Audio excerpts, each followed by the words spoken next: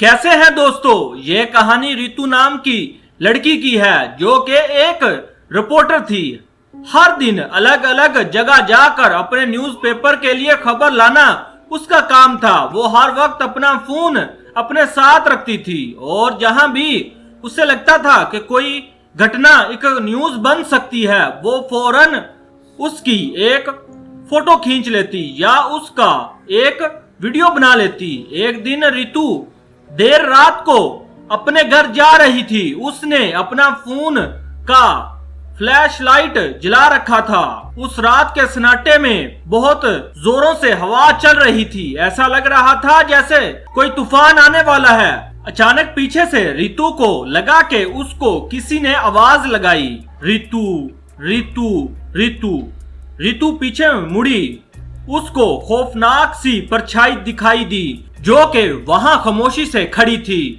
रितु से डर के मारे उसका फोन छूट गया।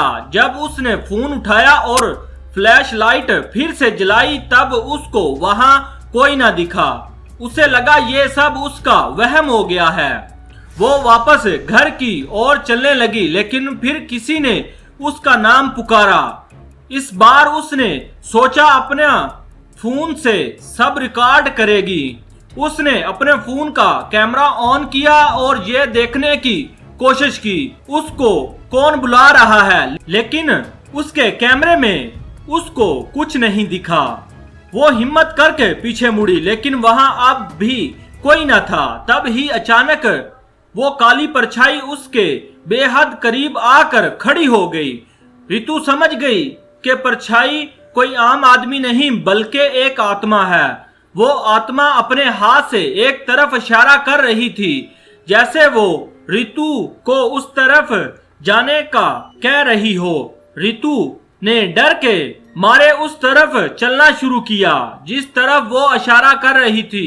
वो आत्मा रितु को पुराने खंडर में ले कर चले गई और वहां से गायब हो गई। वहां रितु ने कुछ लोगों को देखा। रितु अब भी कैमरे में सब कुछ रिकॉर्ड कर रही थी। दूर से उसे कुछ दिखाई नहीं दिया तो उसने कैमरे में जूम करके देखने की कोशिश की। उसने इनकी शक्ल अपने कैमरे में रिकॉर्ड कर ली।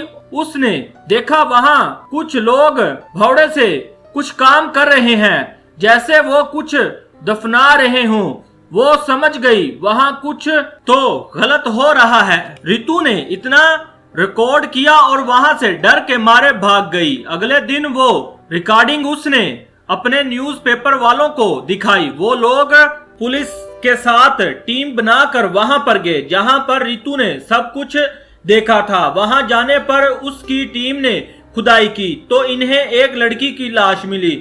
लड़की की हालत से लग रहा था जैसे वो 2 दिन पुरानी हो। पुलिस वालों ने फौरन पोस्टमार्टम वाली टीम को फोन लगाया।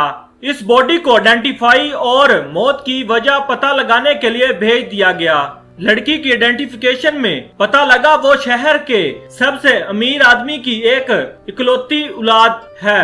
उसकी शादी 2 साल पहले एक आदमी से हुई। पुलिस की छानबीन में ये पता लग गया कि उस अमीर आदमी ने अपनी सारी जायदाद उस लड़की के नाम कर रखी थी। इसलिए उसके पति ने अपनी बीवी और उसके बाप को मारने का प्लान बनाया हुआ था ताकि वो सारी जायदाद का मालिक बन सके। पुलिस ने उस आदमी को अरेस्ट कर लिया।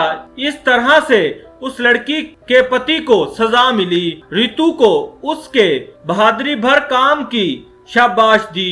रितु ने तभी उस काली आत्मा को देखा जो उसको देखकर मुस्कुरा रही थी। रितु को लगा कि आत्मा उसी लड़की की है जो मारी गई थी।